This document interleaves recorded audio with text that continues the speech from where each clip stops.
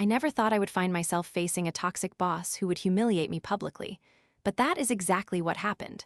My name is Amya, and I work at a logistics warehouse that plays a crucial role in getting products to customers. My team works hard, and our performance is important. One day, during an investor call, I warned my team lead about a significant risk tied to a $1,200,000 client project. Instead of appreciating my concern, he said, "You should be grateful you even have a job." His words stung, and that moment marked the beginning of my struggle.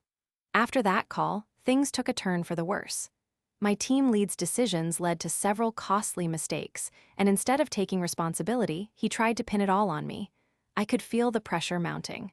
I knew I had to stay calm. I kept my head down, continued to work diligently, and quietly saved every email and document that would prove my innocence. But then, the situation escalated. First, our biggest client reached out with complaints about delays. They were not satisfied, and the blame was landing squarely on my shoulders. That is when my team lead made things worse by saying in front of everyone, "Amya is responsible for this mess." I thought it was over, but I was determined not to let him break me. Next, I faced another major issue: inventory discrepancies. Items were missing, and my name was linked to the error. I stayed calm, smiled, and said to my boss, "I am sure we can find a solution." But deep down, I was worried. The low point came when the company faced a threat to lose our $1,200,000 client because of the problems piling up. I saw my colleagues whispering about me behind my back, and despite my efforts, it seemed like all eyes were on me. My boss was convinced I would be the scapegoat, and it hurt to think that the hard work I invested over the years could be undone by someone like him.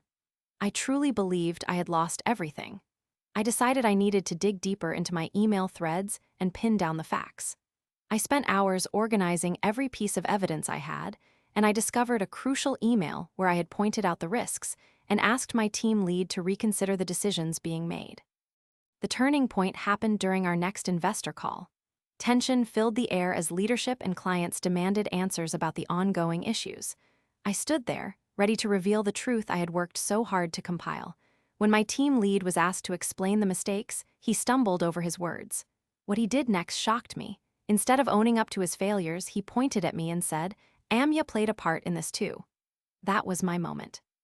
I calmly stood up, smiled, and said, "I have something to share." I presented the email thread showing my warnings and documented concerns.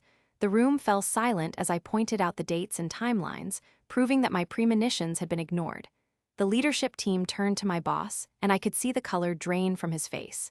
He hesitated, and then realized he had no choice but to admit, "I should have listened to Amya." The public reversal moment was undeniable. The room filled with murmurs of disbelief as people processed the truth. In that instant, I felt a rush of empowerment. This was my victory, and I refused to let my team lead make excuses any longer. I turned to my boss and said, "I will not rescue you from this. You need to face the consequences of your actions." His face turned red, and I could sense the panic in his voice as he stammered, trying to regain control of the situation. After that call, the fallout began. Leadership initiated an investigation, and several witnesses came forward to confirm my account of events. My team lead was called in for a meeting and faced disciplinary action. He tried to argue his way out, but it fell flat. Meanwhile, I received an offer for a better position at another company, one that I had long dreamed of. It was a bittersweet moment. I walked out of the warehouse knowing I had stood my ground and proven my worth.